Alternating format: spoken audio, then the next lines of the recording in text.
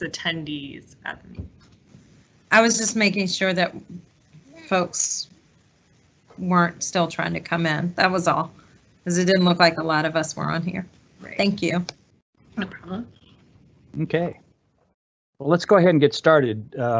Good evening, everybody. It's a little after 6, and we'll try to be as cognizant of everybody's time as possible. My name is Mark Olinger. I'm Director of Planning and Development Review for the city. And our privilege tonight is talk to you about the implementation phase 3 of the Pulse Corridor Plan, Science Museum, Allison Street, and VCU&VUU station areas, to talk about the proposed rezonings. I know that there are some questions out there. Answer your questions. Happy to have a dialogue about that. And to get started, it's our honor to have Councilperson Kim Gray to join us and kick off the meeting with a few opening remarks. Councilperson. I just want to thank you all for hosting the meeting and to thank the participants for joining. There are a lot of questions I get asked about this. I was actually asked several times yesterday about this particular portion of the plan, and I do have a lot of questions myself, and hope that we can come to some resolution and get the answers that we are seeking. I am excited about the opportunities that avail us, and I think that we can reach consensus. I do think that's a possibility on what we all envision for this area and what's to come. So thank all the participants for joining in, and thank staff for putting in the extra hours to make this a possibility this evening.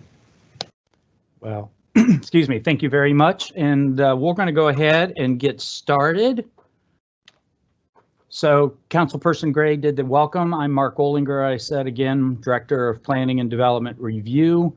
With us for some backup, additional staff support, as Councilperson Gray mentioned, is Marianne Pitts of Planning and Development Review, who's acting as the producer this evening. Will Palmquist, who is also helping manage the flow of the meeting, Ann Darby, who's the Planner 3, the zoning specialist in the department. And we also have David Johannes, who is a practicing architect in the City of Richmond and a member of the Richmond City Planning Commission. At any point during the forum, please feel free to enter questions in the Q&A panel. Marianne and/or Will or others will help flag them. We will address them at the conclusion of the presentation, and talk a little bit about what that means. Hope to answer all your questions and try to get everybody out of here by 7:30. So in 2017, the city adopted in July of 2017, the city adopted the Pulse Corridor Plan.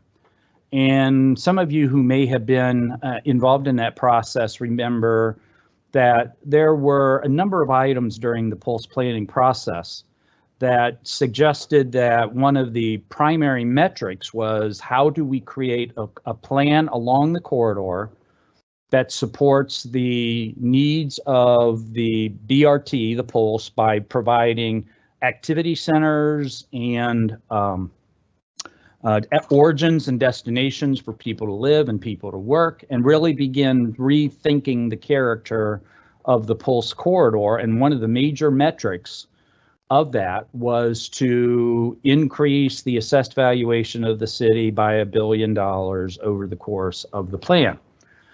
In addition to that, however, the draft of the plan was really a tool to think about how we were going to begin reorganizing and rethinking parts of the city that either were in significant states of transition from one kind of use to or another, had significant amounts of vacant land that could be used in a new way to create additional opportunities for the city, and to think about how we pull all those things together and do it in a high quality way. This has never been about just cramming as many people as possible along the corridor.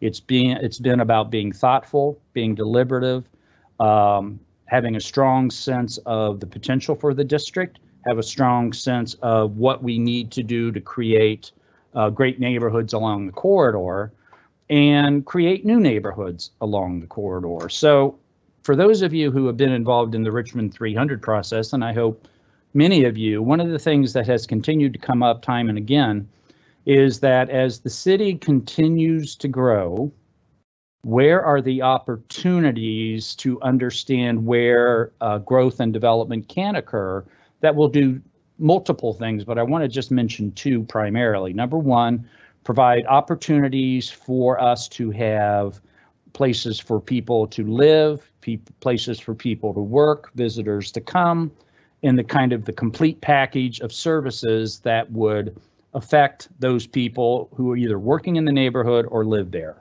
We have often asked two questions during the development of Richmond 300. Number one is, what if 30,000 new people showed up in the city, as has occurred between 2000 and 2019?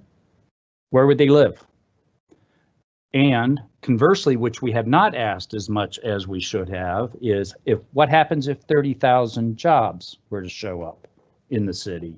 Where would they locate?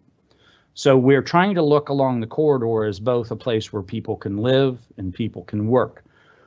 That's the context that was really behind a lot of what we talked about during the development of the Pulse Corridor Plan. It has been front and center of how we think about the next 20 years for the city of Richmond. And quite honestly, the current zoning in the district as it sits right now in these three station areas is not really appropriate for a growing landlocked city. As I continue to say every chance I get, we have 62.5 square miles. We're not going to get one more square foot of real estate probably in any of our collective lifetimes. So the question is, how do we create the best city we can? How do we continue to reinvest in ourselves to make the opportunities for growth, to find places where people want to live, and to support the actions and the finances of the city in the long term? Oops. Something just always like, there we go. Okay, so this is an aerial photograph of kind of the area that we're talking about tonight. Not all of it, but the vast majority of it. And on the left, you see the museum district, the edge of the south side of Broad Street. To the right of the slide, you see those parts of the neighborhood, Sherwood Forest, maybe, or Sherwood, some other neighborhoods. You see the VU campus, you see the VCU Children's Hospital, you see the activities that occur around the interstates.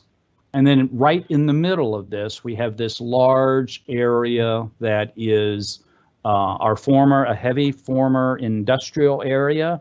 A third of the facility, a third of the area is still zoned industrial. We'll get that to that in a moment. And as we all know, in the last 10 or plus years, there's been a significant amount of growth in the Scotts Addition area in this portion, west of Ash, Arthur Ashe, north of Broad, south of the railroad tracks to the downtown expressway. So the question we have around these two station areas that are here is, what's the form of the development that can occur? What's the character of that development? And what is the capacity of that land to support what comes next? The other way to look at that, and not in an oblique, but on a typical kind of city map, which is kind of the building footprints that exist. And if you see the area, so the area in blue is the area we're going to talk about as it relates to rezonings. All of these tan structures are existing buildings.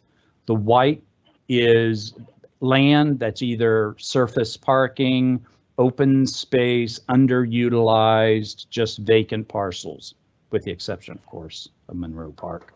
But this does give you a sense of kind of the character of the area, and that while we see very strong characters in the Fan Museum District, Carver, and other areas around it, there's much less cohesion and coherence in this district. So one of the goals of the rezoning is to how do we begin that process of pulling all of that together. So the Pulse Corridor Plan, to go back to the document itself, really wanted to talk about supporting a walkable urban environment around the Pulse stations, and to really think about how we did that with the goal, 3 primary goals, about being compact and mixed, make it easy for people to walk to items so it was connected, so that you could walk to businesses, you could walk home, you could walk to entertainment, you could walk to other goods and services. I think one of the questions that we see often, or I have heard often in the last couple of years, has been the whole idea that are we kind of following a plan that was what we used to see, which was, you know, you'd have a center of business activity, and then people would drive to the suburbs or drive somewhere else to go home. And I think what we have been trying to do with both the Pulse Plan and Richmond 300 is to say we think there's a new model out there where this compact and connected creates opportunities for people to live closer to the work, to take alternative means of transportation, to access the services in the area. So that's a strong point of connection. We want it to be thriving and equitable. So we want to make sure that as we go through and begin rethinking about this area, but other parts of the city, that it's not only about certain income levels that can take advantage of this, it's about looking at how we create an environment where we can make the investment for a broad cross-section of residents of the city, broad cross-section of jobs, make it possible for people to live here who are making a moderate amount of income to people who are making a great amount of income. And again, going back to the one metric we had, increasing the assessed valuation over the next 20 years. The principles of the corridor are viable transportation options. So it's not only about Pulse east-west, it's about how you go north-south. It's about maintaining a character of preservation. We'll talk about that. That is, parts of this area are in a National Register district. Parts of this area are eligible for tax credits and have taken advantage of the tax credits over time. We want to continue to build on that and support that and be aware of how what happens on, particularly on the north side of Broad, affects that. Again, we get back to dense, compact development and not all uniform development. I want to get to that in a moment, and that we have strong transit access. So as we went through the plan, the idea was that there were 6 station areas that were potential for higher growth opportunities. And so when we first did wait a second here. So the first one that we did in 17 was at about the same time that we did the adoption of the plan, was the Scott's Addition station. The second one we did, so out of that came the idea of creating the TOD1. We created the TOD1 largely around the perimeter of Scott's Addition. We also changed the interior from M1, a manufacturing category, to B7, which is industrial mixed use, to allow the mix of uses that we see in the neighborhood now occur. Then the second one was the Arts District station around Maggie L. Walker Plaza there on West Broad, looking primarily at the Monroe Ward area as an opportunity, again, with a significant number of vacant and surface parking lots, to really think differently about the long-term future of that area. For the last 25 or 30 years, or as long as I've looked at some of these plans from the 60s and 70s, we all kind of said, you know, Monroe Ward really needs to be kind of this parking area. And I think what we've discovered as the city's continued to grow, that's not really the case.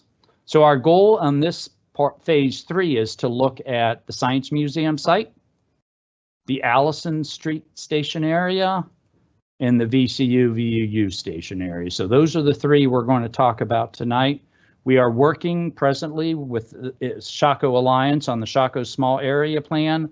During the development of the plan itself, we did some community engagement around the Orleans Street area. We haven't done any rezoning around there, but that's on our list. So our goal is to have a consistent pattern of rezonings and accessibility from the downtown expressway to 10th Street.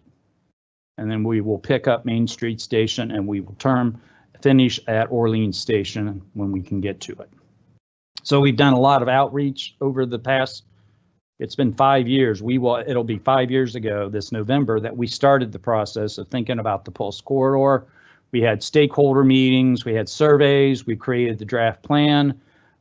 We've had follow-up meetings. We've continued to meet with people about this and the public outreach for Museum, Allison, VCU, and VUU rezonings. We've had public forums. We've had stakeholder meetings. We continue to have direct mailings, public input, and changes to the zoning scheme, and continue to reply to people who contact us about the process. And this comes directly out of the plan. So everything that you're seeing here continues to show the linkage between the land use plan, illustrations of what those land use plans might mean. We'll get to the specifics of that in a moment. And then lastly, some illustrative examples of how in certain parts of the district, how that might appear in redevelopment. I want to give everybody, before we get too much deeper into this, an understanding that the planning recommendations we will make and the zoning recommendations we make are setting a framework over what might occur, does not dictate what might occur. And I think that's important to think about, because I will bring that up again in a few moments when we look at what is the potential height and density and other things that can occur along the corridor.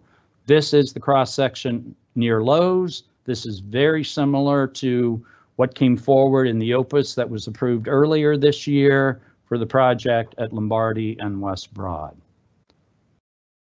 So the existing zoning in the area is a mix of B4, a heavy amount of manufacturing use. About a third of the acreage inside the proposed zoning area that we're going to talk about tonight is M1 and M2. And as you may not know, in our zoning, M1 provides a wide variety of opportunities for commercial, manufacturing, light industrial work. Any number of things can occur within the M1. M2 is a heavier intensity district.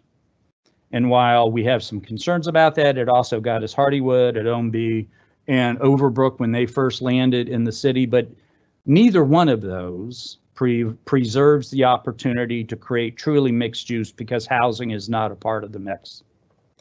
So when we look at this area, we have some TOD1 that came out on the left from the 2017 rezoning up to about Terminal Place.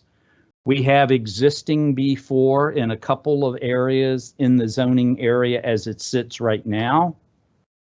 We have some B3, which has been a topic of much discussion at Council and Planning Commission about, is that the character we want to show in the city long term?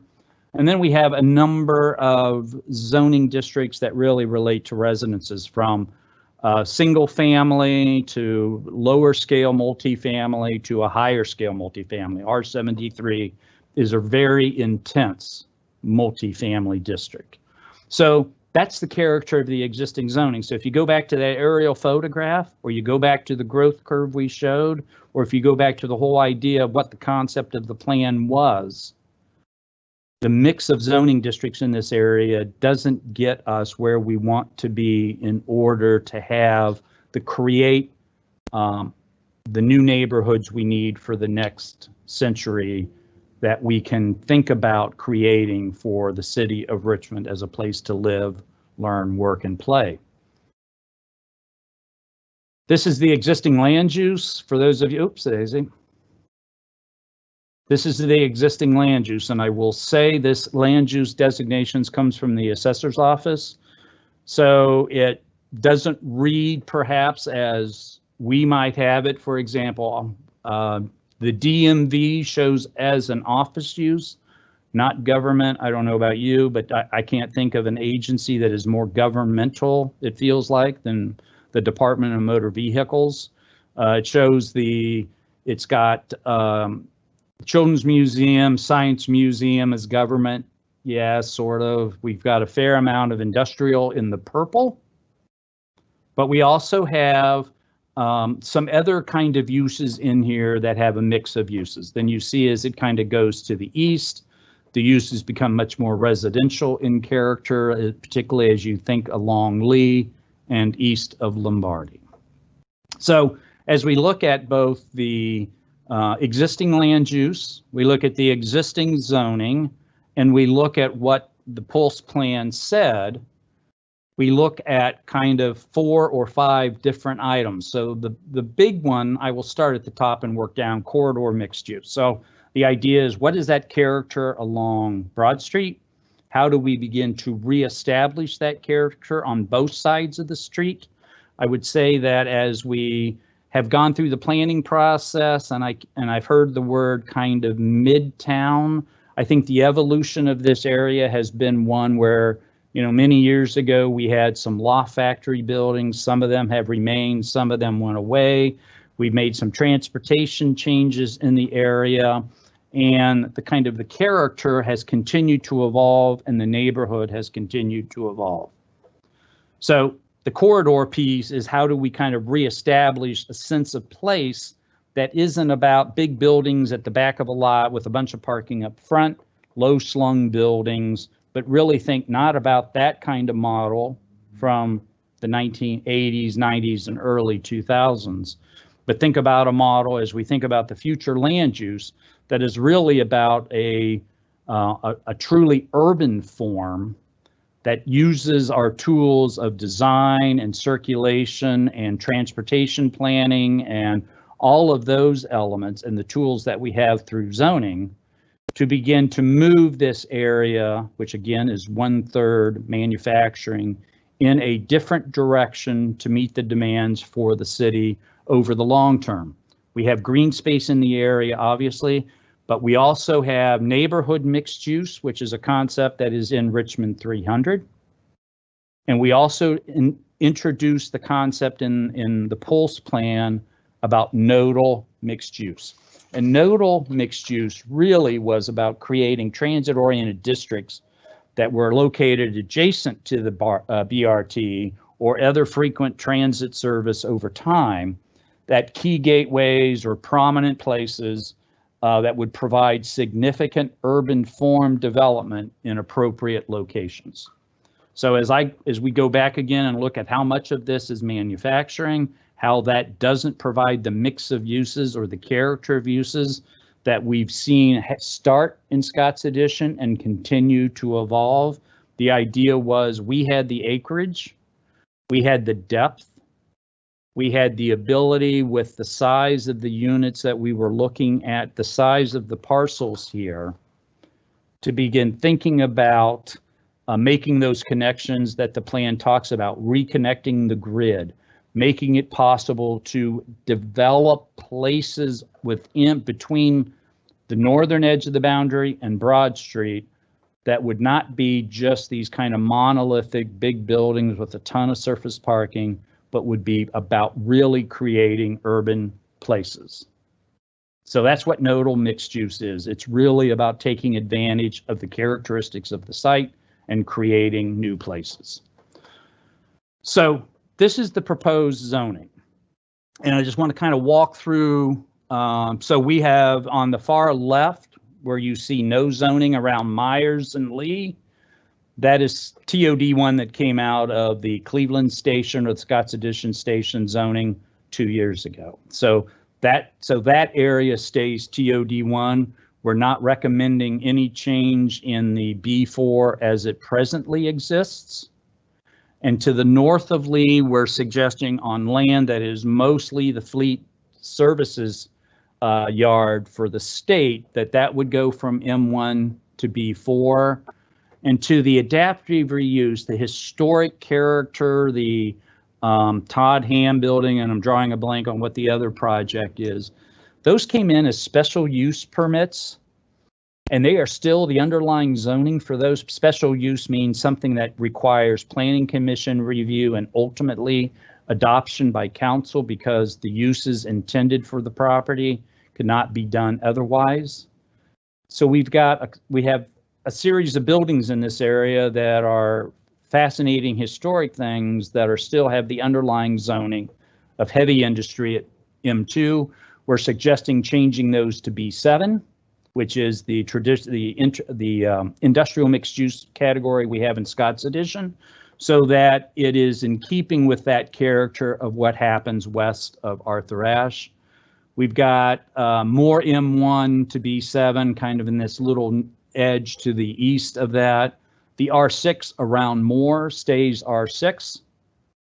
We had M1 and R53 on the grounds of, and the school building of the Magdalena Walker Governor's School. What we'd like to do is begin, schools are permitted use in many districts, but again, begin thinking about how we carve the uses together. M1 to R63 at the site of where the new owner-occupied buildings are going to occur. I don't even think they're really going to come through as an SUP, but the idea is the character and form and approach is much more akin to an R63 zone than it is to R53 or M1 particularly. We will maintain our M1 up at Belvedere, keep the R6 on Moore, keep the balance of R7 in the Carver neighborhood. And if there is, we have a series of small houses that back up against the Kroger building along Lee. That is still zoned M1. Now, again, it came through an SUP, and so they have the ability to do it. But while we're trying to clean up, I think, some of this zoning, why don't we begin to remove some of these things that were an issue during the time when the project was developed? And those are small lot, single family homes, R8. R53 to R63, and I think I've had some questions about this, and if people have some concerns, you can blame me. R53 is a very suburban multifamily district. The places where we have a lot of R53 in the city tend to be many of the RHA housing projects. They're low-slung, courtyard apartments that are not very urban in character. They are very suburban in character. And in fact, we also have R53 districts kind of on the periphery of the area where you've got this more traditional kind of, like I said, garden style apartment development. The city created R63 a number of years ago to create the opportunities for small-scale multifamily infill projects that were more about catering to the urban quality of life and the urban character of a neighborhood rather than trying to impose a suburban character. So I thought, why wouldn't we think about going from R53 to R63 to support that in Carver in a way that if redevelopment were to occur on any of these parcels, or something happens and something wants to occur, we could have that as part of an urban revitalization strategy that would be much more in keeping with the character of the neighborhood as opposed to imposing a suburban model. We do talk about, so M1 to R63, some N1 to R63, R53 to R63 along the north side of Marshall. On the south side of Broad, the B4 that is on Broad, kind of east of Harrison, remains B4. We keep the R73 along Franklin. There's a B4C project on Belvedere that we keep. We make two changes on properties that are owned by VCU because they have split zoning and they are not UBPO4 properties, and neither are they R73 properties, but we create those from urban business to B4, R73 to B4. And then for the balance of the site, our recommendation has been M1 to B4. Again, as I mentioned earlier, because of the scale and size and opportunity to really create special places here that we don't have very often in most of the city. So that's kind of the proposed zoning we have. But it's not just about the zoning. So the companion piece to the rezoning is the establishment of a plan of development overlay district. We have that for Monroe Ward now. And so the idea would be if there were new construction above a certain square footage, those projects would come for POD review, and we would hold those projects up against these 6 standards that are in the Pulse plan. So talk about holding the corners, don't have these broken up streetscapes, have activity at the corner. It doesn't always mean it needs to be a building, but it has to be purposeful, thoughtful, and think about the long term.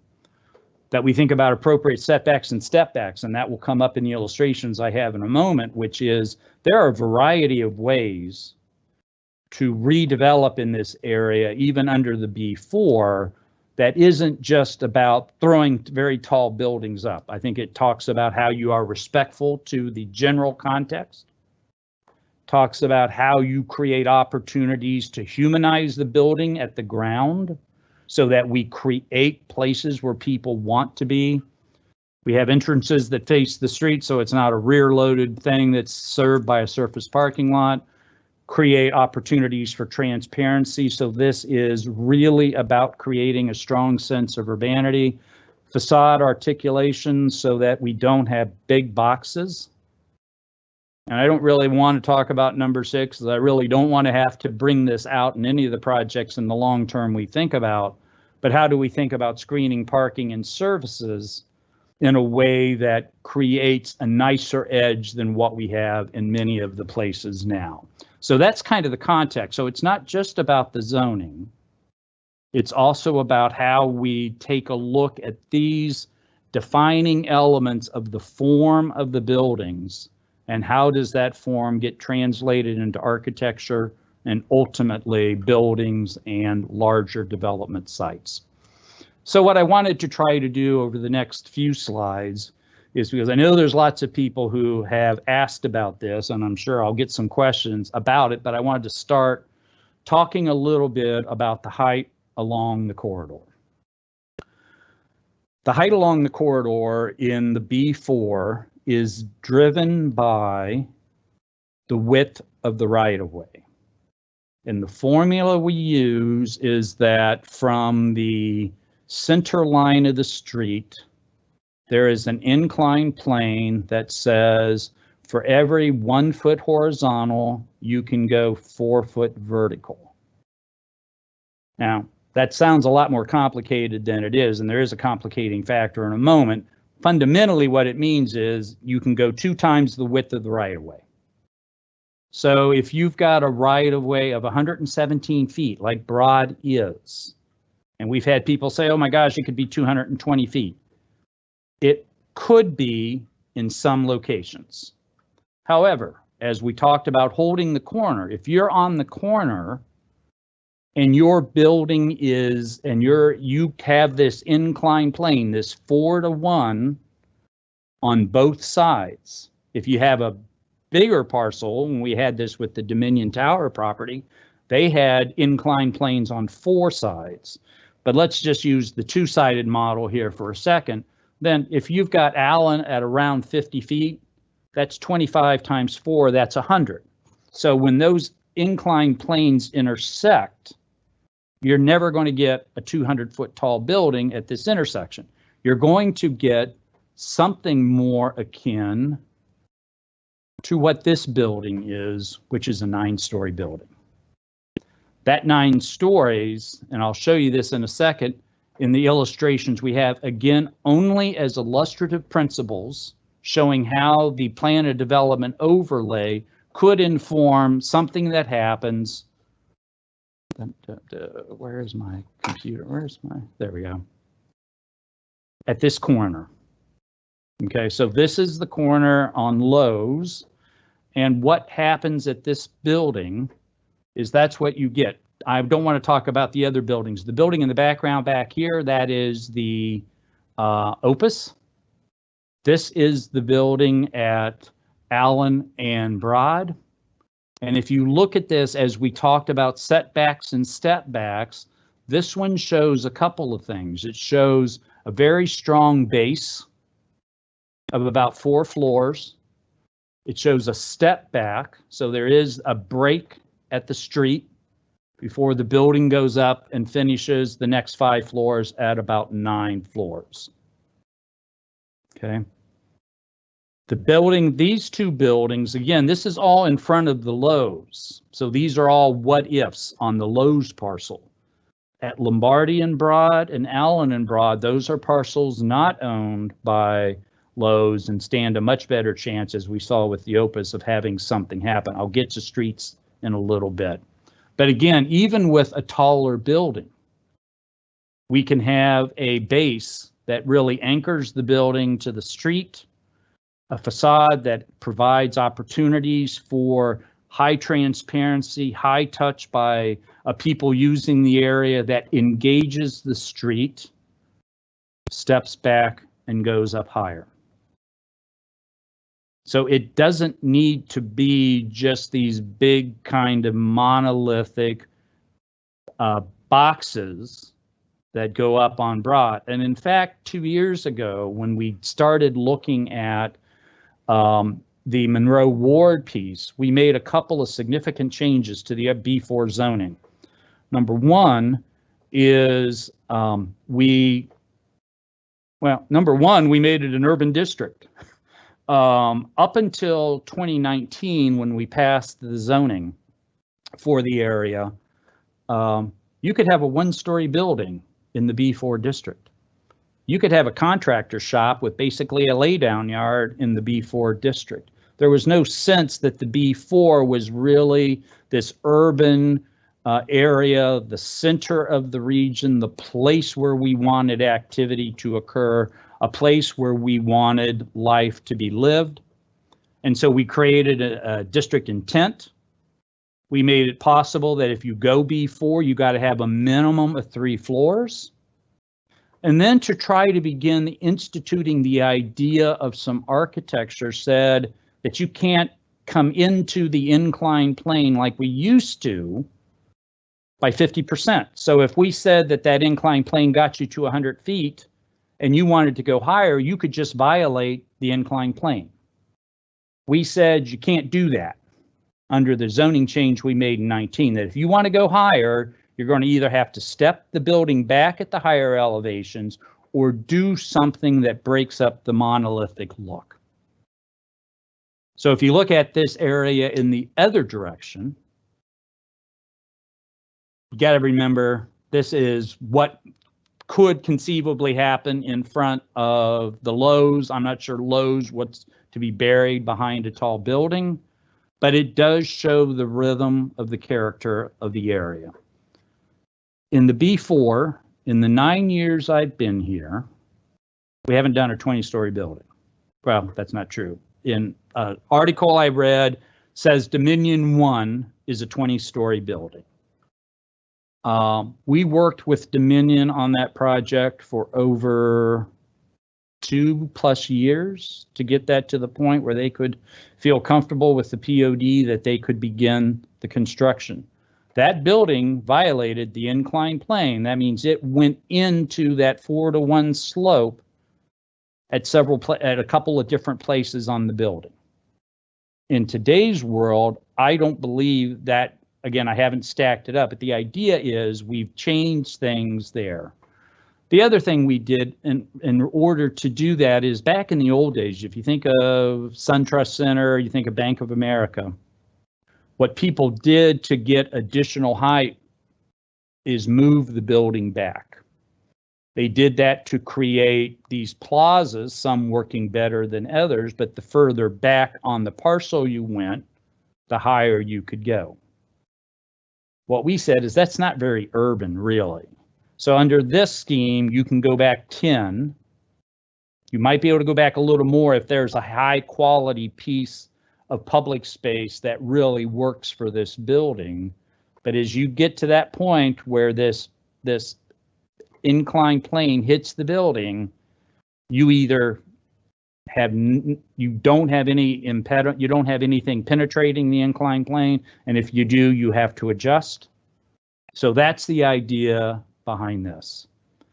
We talked a little bit about transportation, and I wanted to get back to that in a moment. The great thing about this area that we don't have in many other areas is that we have enough depth in most of this area to really affect, particularly the area west of Bow and Lombardy, to begin thinking about reinstituting a grid that may not have always been there. I looked at some old maps the other day. Marshall didn't go through, Clay didn't go through. We had the state fairgrounds out there, I think where the Science Museum is once upon a time. So the network never really existed. But we have the opportunity now, as we did with the Sauer Center, that even though that's not public street, we created a grid with Whole Foods and the Putney building that is now going to be CarMax, the two buildings on Hermitage, the parking deck behind the Putney building and CarMax. That's going to have some, ultimately, the plan shows some building wrapping the parking deck. We created a grid there that is fully accessible by the public. And the idea that we've got as we think about these other areas, the balance of the neighborhood, is we have streets we can create that take some pressure. We'll take a lot of pressure off Broad because we're not putting curb cuts on Broad. We're having access come from other places. We're having access to parking decks and other things that will come off these streets. Some of those streets are still public rights of way. And so we can create in this area a very different character by working with whomever comes forward, the existing owners, prospective purchasers, et cetera, to create an element that is not just a series of one-off buildings, but actually sits to form a cohesive whole. So all that being said is, yes, there are a couple of places along here where a taller building could occur. My experience in the time I've been here is to go above a certain height requires a level of financial commitment, a market, or other things. You just don't build spec buildings this tall. The other thing about the B4, it doesn't prescribe. And in fact, as you go through parts of Manchester, you go through parts of this neighborhood where buildings have gone up in the B4 district, they tend not to reach the maximum for many reasons. So my take on the B4 is it creates a purposeful urban area that is different than what we might get either with TOD1 or B5. And when you look in the plan, we talk about nodal mixed use being either B4, B5, RF1, RF2, which are riverfront districts, or the new district, which is TOD1. I think when we're looking at a scale and the opportunity to create these areas, we're looking at the opportunity with the B4 that we really don't have with any other district to think about creating a really urban area in an area that really lacks significant amount of definition, and at the same time do that in places that are not immediately cheek by jowl with much lower scale development immediately adjacent. With that, I'm going to stop talking for a moment and see what kind of questions we may have. Mary Ann? Yeah, Mark, Thank you for your attention. We have Mr. Johannes on the phone. I didn't know if he wanted to Sure. say a few words. Dave, to unmute yourself, if you press *6.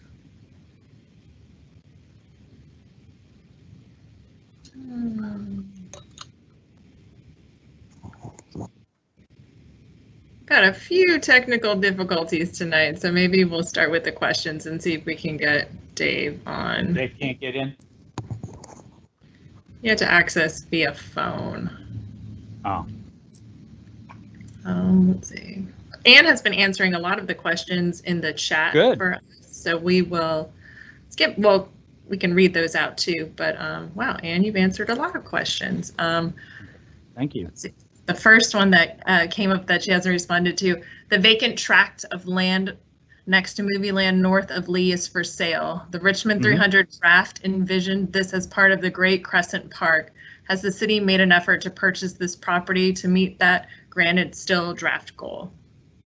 It's still a draft. The city's capital budget program for next year has started, and we will have funding. I mean, we will be making our request for CIP funding. We submit that to the budget office at the end of October. I think that's a great question. I think the Crescent Park is part and parcel of the total redevelopment of this area. And we are interested as we put our CIP together to help create the opportunities to secure the green space in the area. So no, I don't have the money now, but I am planning on making at least a request as part of the CIP process to begin that process to make recommendations in the Greater Scots Addition Plan a reality. Will the state fleet be kept in Richmond? It could be moved to a less dense developed part of the city and bring those jobs to that city neighborhood. Do you know anything about that, Mark? I don't know anything about that. I think part of the challenge we have in neighborhoods like this, and I remember when I was in Madison, the same kind of thing, you have government agencies like have a fleet, a print shop, a mailing services division or what are that want to be close to their main customer, but don't need to be in the heart of downtown. So I don't know where fleet may go from the state. It is certainly not the highest and best use of that parcel. And we've only had some conversations with DMV. I've not had any conversations with DGS. So I'm not in a position to answer that particular question. Looking at Allen and Broad in the back of the four-story foundation along the street, why not also tiered the 9 stories so the building isn't a straight column, but 3 to 4 stories tiered, so there's a possibility of open air greenscaping that would add a lot of vitality to the streetscape? Are you is that question asking about being beyond, so you have the 3 or 4 base, you step back and then go up? Are they saying there would be another step back? Is that what the question, is that what they're referring to? I think that's what they're referring to. All of that's possible. Now, that's why I like the idea of setbacks and step backs, at least at the ground, at least at that first 3 to 4 levels. Now, if Dave ever gets on, he may have a slightly different opinion. But what we've tried to do with this, not having people violate that top of the incline plane, is to request that people think about what happens as the building goes up. So that if you do have this base, and you do step back, that might give you a little more height, but there are ways, again, for maybe a second level of a step back or something different that would create more interest in the architecture along this street. Every time you step back, I know there's costs associated with it, and I hear that every time from my good friends in the development business and the architects that support them. But I really do believe in this section of Broad, we have with some really significant institutional presences. The DMV building isn't great necessarily, but the Science Museum is beautiful. We have the land to begin thinking differently about this. We're all very proud of kind of the work we did to make the Sauer Center and the Whole Foods and all of that work much better with the character of the neighborhood. That I think this idea is to try to free up creativity along this street in this particular rezoning area so that we have more options available to us as the redevelopment and the revitalization continues. Kind of leads into this one. 20-story buildings, why can't these be approved through SUP rather than creating blanket zoning for that? Why make it possible norm rather than the exception? Well, I guess that's a semi-philosophical question. Let me answer that question this way. I think people who are going to invest in a taller building, those are significant costs. Above a certain height, buildings become what they call high-rise construction. That changes the character of that building. What I believe in this area can support is, again, I'm going to make, I don't want to make that statement. I'll make this statement that the number of 20-story buildings in this area is limited. But the idea was, I would much, again, this goes to philosophy, that we have the land to make that possible. We have a right-of-way width to make that possible. We have the ability to anchor buildings in the street in a way that are supportive of the overall context. And then we have a way, as we go through the POD process, to think about how that the base, the middle, and the tops of the buildings function. I think there's some belief out there that somehow if you allow something by right, that means we approve it and they come in tomorrow and pull a building permit. And what I really want to try to stress is that there is a significant amount of conversation that occurs back and forth over design, over access, over doorways, over uses, over. It's an iterative process. So I think the idea is that they think, well, it's a by right development, so they can just come in and do something. That's not the way it works. But in my experience of mid-rise to higher than mid-rise construction in the years I've been involved, that every floor tended to add a year to the discussion. So my take has always been that if we can get alignment on kind of the character of what we'd like to see through the POD overlay design principles, that people say, yes, I can see myself in that building, I can see that building on this street, then that gives us the ability to negotiate these things to create that better place. The other thing that I think that I wanted to get to is, again, as it goes back to the issue of the size of a lot of these parcels, many of them are 5 acres or more in size, that it gives us the ability to think through that it's not just all one building or nothing, but we can think about these as an assemblage of buildings to create a sense of a neighborhood that may have a variety of building heights, may have a variety of uses, heck, may even have a variety of architecture. And that the scale of this allows us to think about how that can stack up so that not every building will be a 20-story building. You may have some 4-story, you can have a 3-story building, like I said. But the idea has been to think about this more as a coherent development of a city under a gridded network than just a bunch of one-offs, which is what we see so often in the redevelopment scheme in most cities, including Richmond. If the grid is reinstituted on north of Broad, do those new streets become corners with the inclined plane requirements for the side of the new buildings? Yes. So even in those areas, so if you don't have 117-foot right-of-way, none of those new regridded streets would be as wide as Broad, so you will never get to that height on the interior. So as the buildings go interior, you will have corner buildings that if you had a 50-foot right-of-way, you would have 2 50-foot rights-of-way. That would get you 100-story. That would get you a 100. That get you a 9, 10-story building max. So that's what I think is, I don't want to say genius, because I have had issues with the inclined plane in the past, but it's not a one. It doesn't just say you can build a super duper tall building. In fact, in the R73, I think the max height is 150 feet. That's a pretty tall building too, by right, in the R73 district.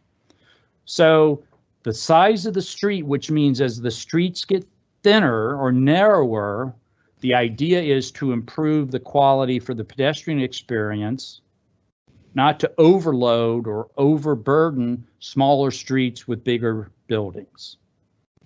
So that's how you end up with a variety of building types, because the street grid, as it gets reestablished, sets new demands on what the buildings can be given the width of the right-of-way and the inclined plane that results. Sounds like the traffic could become higher on Lee Street near Carver Elementary. Are there plans to reduce Lee Street traffic? I know that's been a discussion that has come up a lot as we've looked at some ped bike enhancements along Lee. It's a tough street to work because it is so narrow in points, and there's really no way to improve that. I would say on Lee, I think Lee is kind of a two-part street. This is kind of how I think about Lee, which is I think as you get closer, as Lee becomes kind of that boulevard parkway concept west of, what is that, Allen at that point, I think. You know, the right of way does get bigger. I think that provides some better opportunities for traffic management. It does get very challenging east, and we acknowledge that.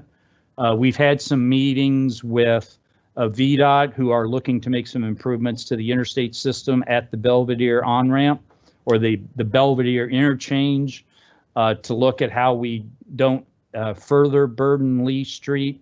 This goes back a little bit to my comment earlier, which I think I would like to think, and I think, I've had comments in the past that says, well, everything you guys are doing are going to crash either Scott's Addition or Lee Street or Broad Street or Hermitage. Take your choice. And my sense has been, as these projects have continued to roll out, is yes, there may be some nominal more traffic, but we also see a lot more people who are taking the bus. We see lots of people who live in close proximity to their employment in this area, because quite honestly, it's developing as a very urban area.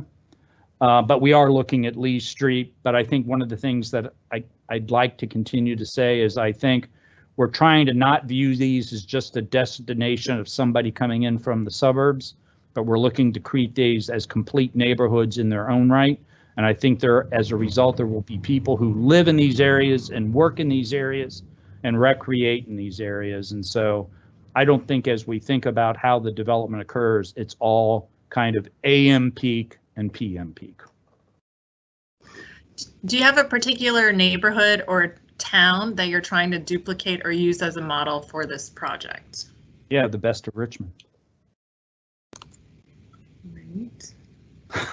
I mean, one of the things that, if I can just expand on that for just a moment, one of the things that often comes up is we keep looking, every time I go to a presentation on somebody's saying, look at what they've done in Barcelona, look at this example, look at what they're doing in Toronto or Vancouver, and I'm guilty of using Vancouver occasionally.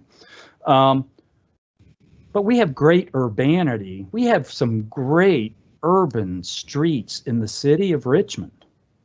What we've talked about doing in Richmond 300 and what we want to do here is say, what is that essential character of the more intensively developed parts of the city, and use that kind of as the model, with the exception that, what do we hear in Scott's Addition all the time? We hear that we don't have sidewalks, the streets are too narrow, can't find a place to park, all of that. Well, when you go to these larger areas, you might give yourself a little wider street to allow better parking and pedestrian and bicycle flow to occur.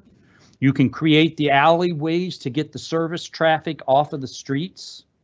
You can change the way people think about how they get from point A to point B through sound urban design principles. It's a lot like what we've got in parts of downtown Richmond on almost every corner. And we'd like to take the best of that and make it and adapt it to kind of the newer realities about how we use streets now, as opposed to the way we used to use streets, and create continue to build what people find fascinating about and enjoyable about the city is that it's an engaging urban forum. We'd like to continue that here.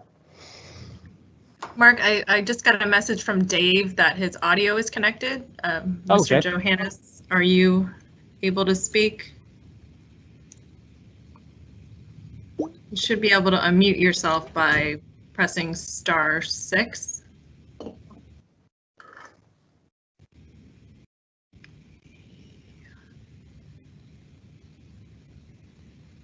Oh, there he is. Hi, I'm Dave, no we can longer hear you. muted. No. We can hear hear me. you. Oh, great. Boy, I've kind of blown half my emotional status here just trying to get logged in, but I'm glad to be here. So as a planning commissioner involved with the project, I've been fairly well connected with it, and also as an architect and having experienced a lot of planning issues in the past. Some of the things I'd like to talk about when people are talking about is there going to be more traffic, and is there going to be conflicts in traffic, and are there going to be more buildings all over? And I think one of the things we have to focus in on is our growth rate in the city and our ability to absorb our growth rate and our ability to support the development community in that process. And just my own hand calculations, when I look at the difference between maybe an 11.5 to a 15% growth rate, and we're looking at the next 10, 20 to 30 years, what I see by 2030 is a growth rate of 26,000 people to 34,000 people coming into the city.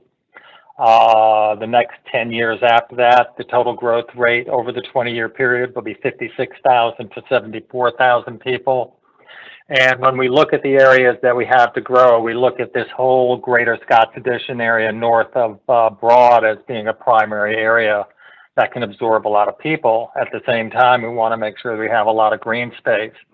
So compensating between the green space and building structures, we need to build higher or taller buildings to absorb that.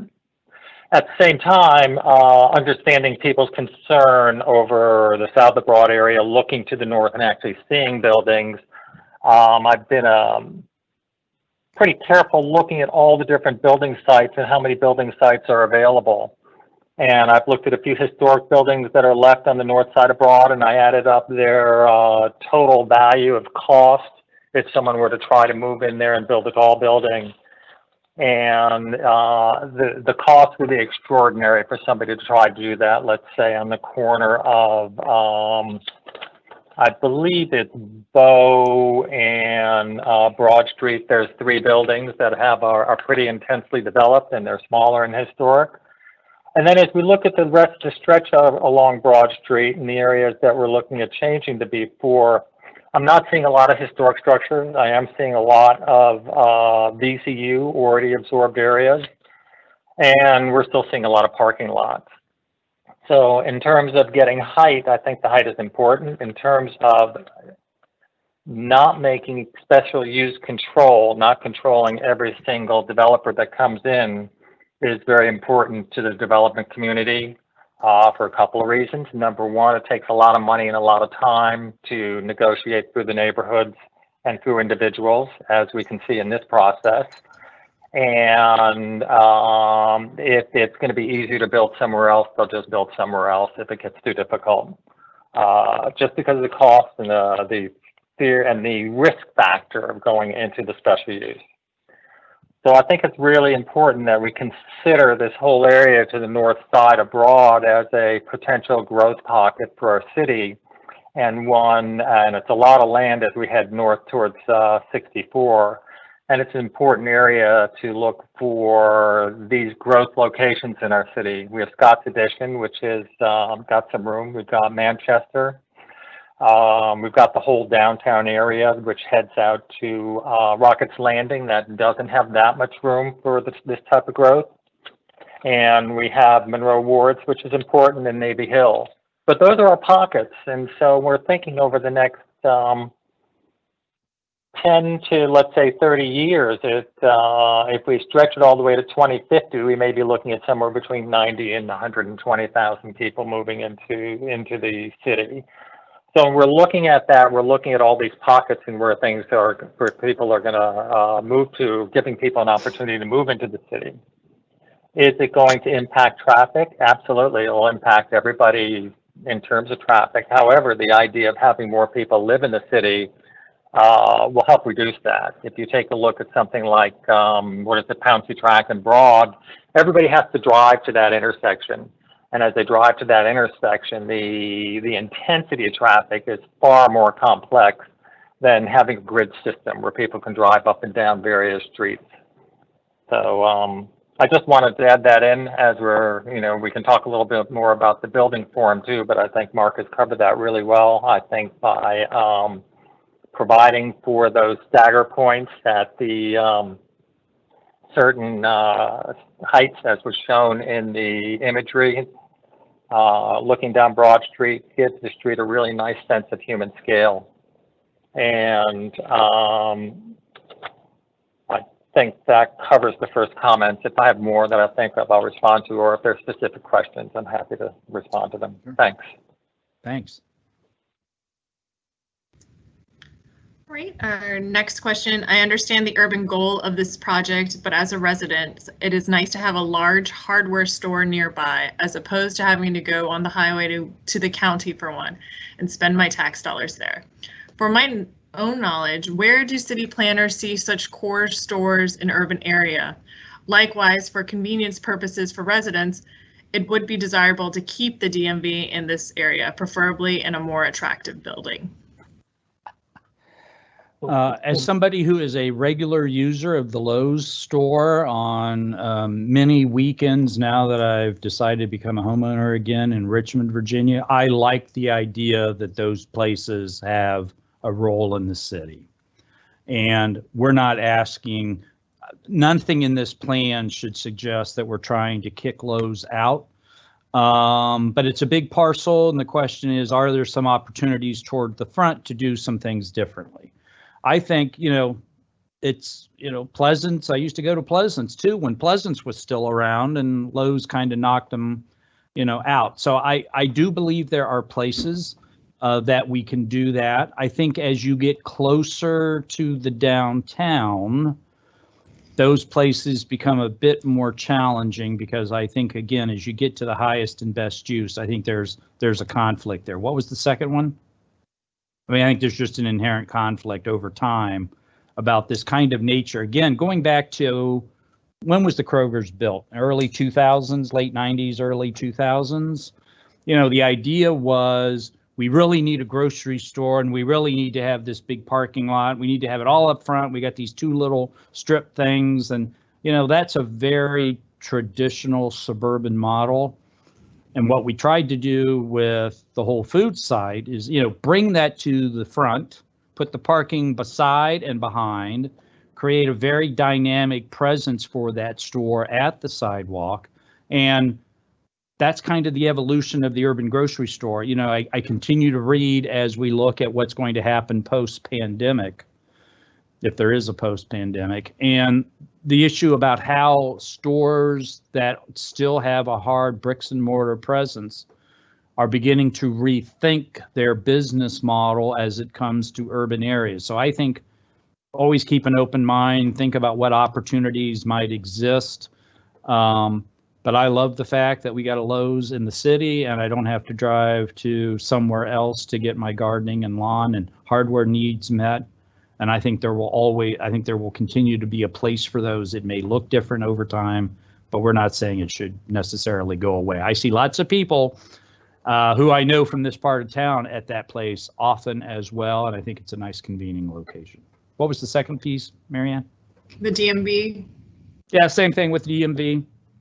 There was actually, I don't know if everybody knows this, but when we met with them a couple years ago while we were talking about the Pulse plan, there apparently was a plan at the corner to put a second building. So it was going to be kind of a pair, it's kind of like Monroe Tower, but there was going to be a second building in that kind of triangular wedge-shaped space at the corner of DMV and Broad.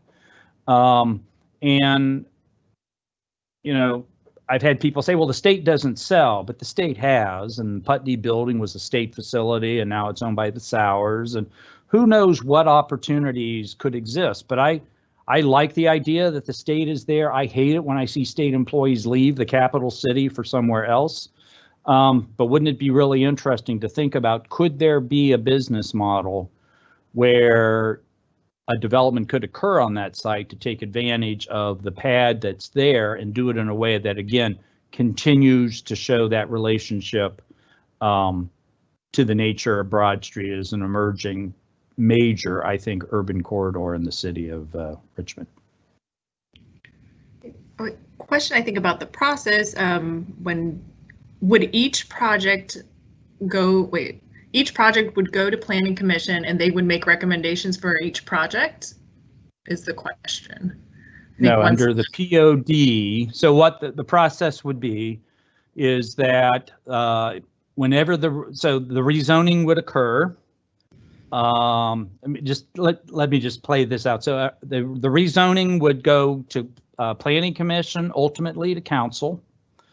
The rezoning would occur at the same time. There are two other companion papers to this. One of them is the establishment of the Plan of Development Overlay District, which sets in motion the idea about what the form of the buildings begins to look like, the character of the buildings, again, those 5 or 6 elements that we're concerned about. And I wanted to just mention this for just a second. I'm a big believer that if you get 5 or 6, if you get 5 items in a building done well, and that's why we came up with the 5, the 6 on the parking was just to get the abysmal state of some of our surface parking lots fixed. But if you get kind of how that building relates to the street, how that building opens to the street, how that building respects the character of its neighbors, how that, you know, is it easy to see in and out? Is it easy to get in and out? Does it not turn its back to the city, to the street? Then a lot of the other things kind of take care of themselves. We may quibble about some materials. We may quibble a little bit about whether or not you have balconies or not, or encroachments or not. In this area, you should never have an encroachment. But anyway, the point is that I think that's what drives. So the POD, and when we did the Monroe Ward POD, we had design guidelines that went to Planning Commission for review. I would anticipate we would do the same thing here.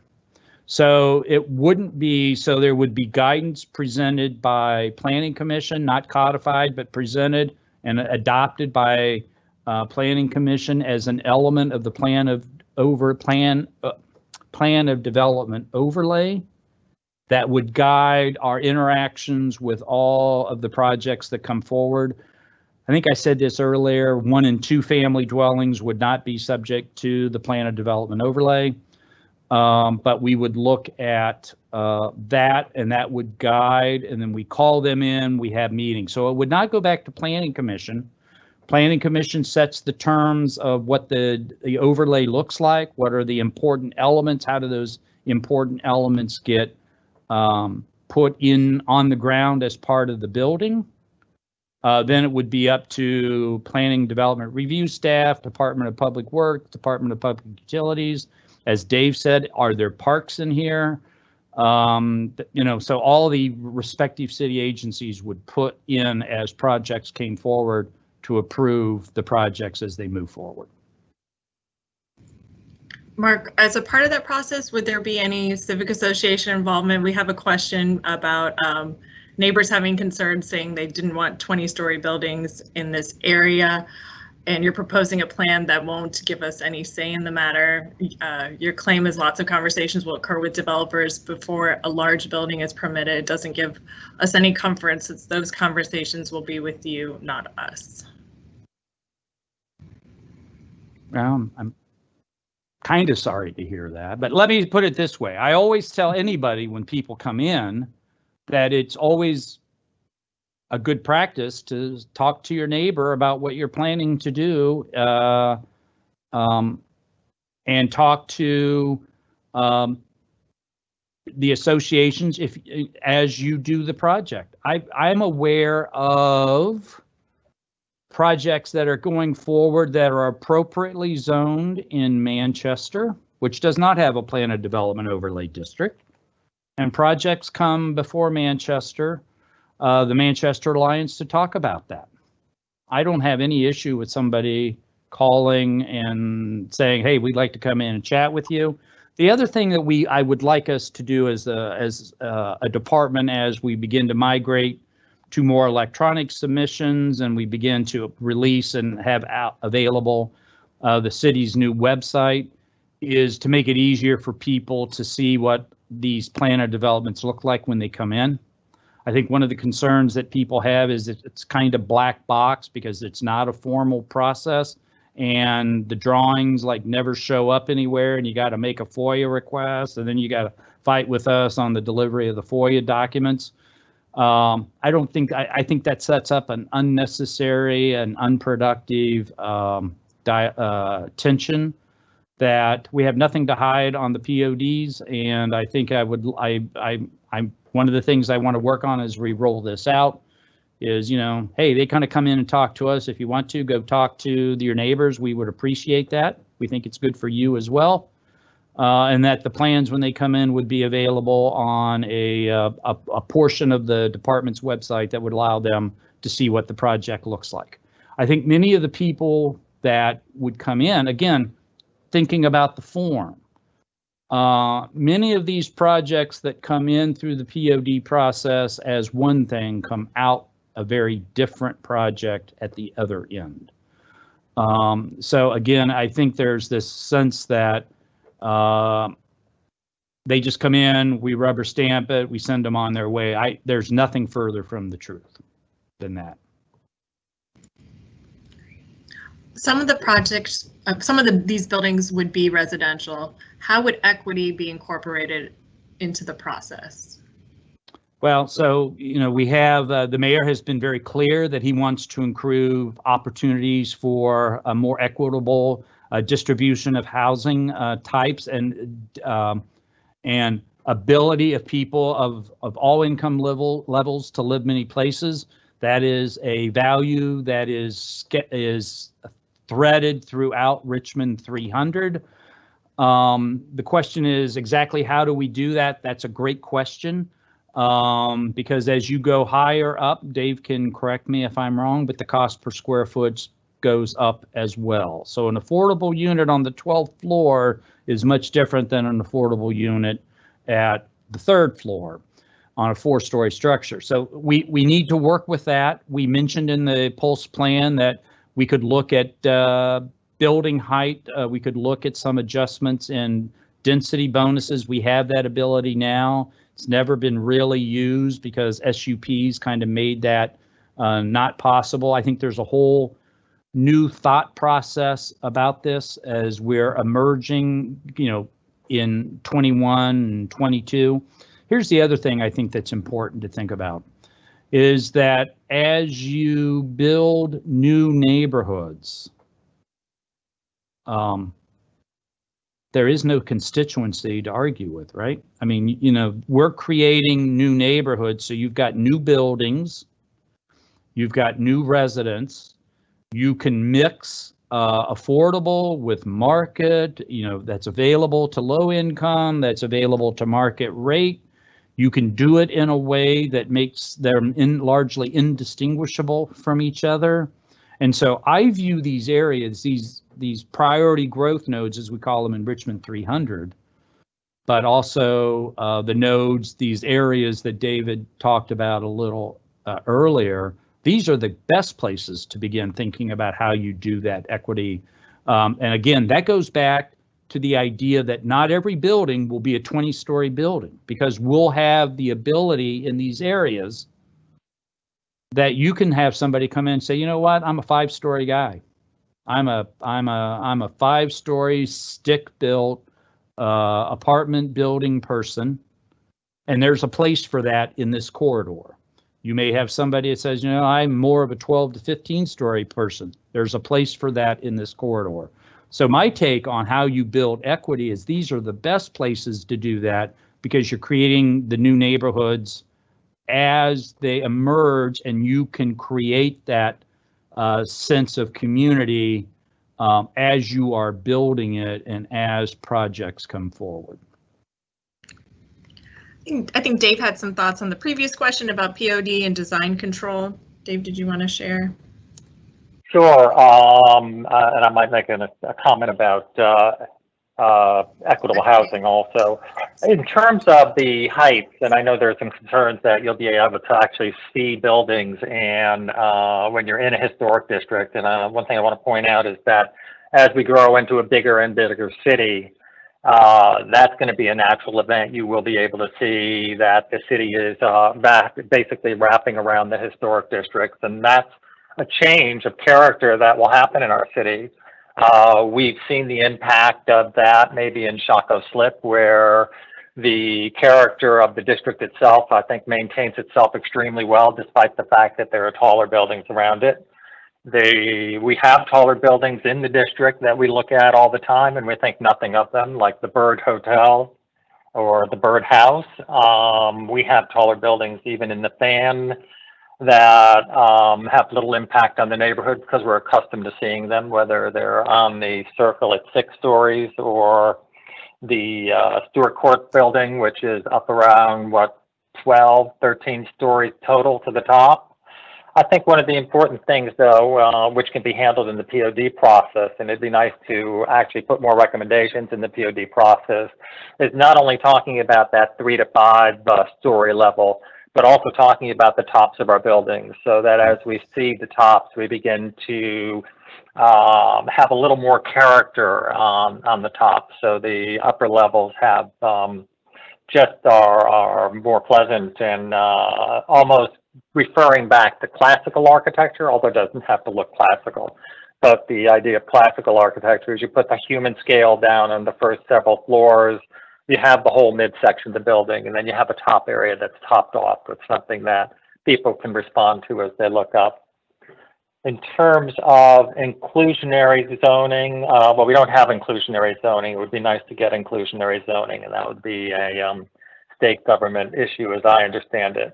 But also it's important to remember that if we don't try and pace or outpace the demand for housing, everything's going to get more and more expensive. So we have to meet that. We're watching now to see what happens, and we've seen what happens as our housing market gets tighter and tighter and tighter. There's nothing available to purchase. Rentals then get much more expensive in these areas because the difference between the cost of rent and the cost of purchasing in the neighborhoods where people want to be gets more difficult. But one of the basic important elements of the Pulse Corridor is that it provides a transit line and access for people, and that's part of the start. And then the other aspect that I'm just beginning to learn about, because we have a lot of clients who seem to be reaching out now for affordable housing projects, that there are those groups of people who really focus in on affordable housing, and hopefully we'll have more step up to the plate. Thank you. That's it. No, we don't have much time, so I'm kind of skipping around some of the questions that are a little bit different than what we've talked already. Are there any plans or tracts of land for single-family housing along the corridor besides what already exists? Single-family housing could further enhance the character of Jackson Ward, Carver, and Newtown. So, you know, we've got the SUP on Lombardi where Stanley Martin wants to do the thing across from Maggie Walker. I don't know how many vacant lots we have in Newtown West. I think we are looking at, now, are they talking about single family detached or smaller scale attached owner occupied housing? We're seeing owner occupied housing beginning to be talked about in Scott's Addition. We are seeing it being talked about near Overbrook. We've got the things going on in Jackson Ward. We continue to see small scale interventions occurring in Carver. I think there are places where that can absolutely occur in this greater area. And as we talked about Greater Scots Addition, I see other places where that could occur as well. I don't envision, again, this all being a monolithic culture. We've seen that. It's difficult to get around, but as parts of Manchester have matured, that is, as we start seeing new kinds of development and buildings starting to show up in Manchester, we've got some mixed use that are relatively low scale that are could be easily owner occupied. There are some buildings in the development on 6th Street where it could easily see it be owner occupied. I think there's any number of things that could occur that would provide an opening for other things to occur. I know in the Greater Scots thing, one of the things that kind of we've looked at as we've modeled what happens where is I could easily see along the backside, along Lee, on some of the stuff that faces Lee, something of a smaller scale, because I don't think we're going to see any curb cuts in that area, but something of a smaller scale that would relate to the character of Lee differently than the character of Broad. So I think over time we will see some of that stuff. I've seen at least one set of plans for something in Scots Addition. I've seen it on Cutshaw. There are places in close proximity where that's occurring, and I could see more of that occurring over time. Just to add to that, am I still live? You are still live. Okay. We also have single-family development going up in Manchester in what would be a classically high-rise location over by the bridge there. I can forget which bridge it is, near Legends. The Manchester Bridge. Yep. And then there was also, I'm hoping it's still alive, the townhouse project in the center of Monroe Ward. So we still have people who, some people like to go 5 stories, some people like to go 10 stories, some people just love building townhouses. Yep. Mark, you mentioned about how being updating our system so people would have access to plans. We have a question: how do neighborhood associations get noticed regarding any requests for 20-story development projects which affects historic districts? In the past, neighbors have been told that it is our responsibility to check city meeting agendas for notification on any project. I'm sorry, but that does not encourage neighborhood participation or citizen input. I don't have an immediate answer for that, but that's a great question. And I think there are, we used to send out notifications for alcohol license hearings and all of that ABC doesn't apparently send them out like they used to. I think there's a way to be able to communicate that to folks in a way that they could see it. When you say the POD would be adopted but not codified, what does that mean? Does that mean it's up to your discretion whether or not to enforce it? No. We would, for example, we may say along Broad, let me back up for a moment. No, the intent of the POD overlay was a construction that we had to give people who want to develop something an understanding about what the expectations are for the form of the project that comes forward. It's not viewed as an optional element. There is not one way to address the standards. So it's not like, oh, well, again, like Dave said, you could have a 3-story base, you could have a 5-story base, you could have a 4-story base. But if we want to create something that is human scaled, as we have along the rest of the street, there are 3-story buildings, 2-story buildings, 5-story buildings, 23-story buildings along Broad. And so we could see how they affect that in different ways. So there's not one way to address the standards. That's why I didn't want to get too prescriptive, because I think if you get too prescriptive, everything begins to start looking alike. So we don't ignore it. We call them in when somebody says, yes, I'd like to do something in Monroe Ward, or I'd like to do something along this stretch. And we say, here are the standards. It's up to your design team to figure out how you address these, but here are the 6 items that we are going to pay very close attention to when this project comes in for the POD. We don't ignore them. We use them as our management tool on the design and the review of the project. I'll give you 2 examples that have come in recently. We had a project on Broad where they wanted to put parking on the 2nd floor. We found that during the POD review process that that's not possible on Broad Street. So they've got to go back, and it's a really nice project, but they've had to go back and rethink that because the POD standards, the POD and the zoning doesn't permit that. So we're not looking for ways to get around things with the overlay district. We're looking at ways to continue to push for enhanced design and better character in the areas where we do have the overlay district. So we're a little over 7:30. We still have several questions in the chat. Could we answer these and provide these answers for Planning Commission? Sure. A good option, because is that the next step for this process? Yes. And that is Tuesday. Tuesday at 1:30. 1:30. All right. So thank you. Thank you. I know we're on a little bit of delay, so I want to thank everybody for coming tonight. I want to thank everybody for your thoughtful, detailed questions. I think there's an opportunity here to create a really great, dynamic neighborhood along, I think, our best urban avenue. And everything that we have done over the years in this area has tried to continue to push that as our best urban avenue. So there's obviously some people out there who have some concerns about kind of how we relate to the developer community and all of that.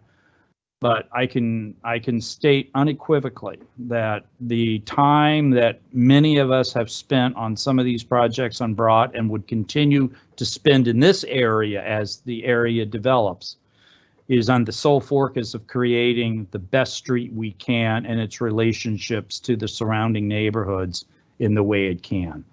I think I'll just leave it there, and thanks everybody for coming, and have a great evening.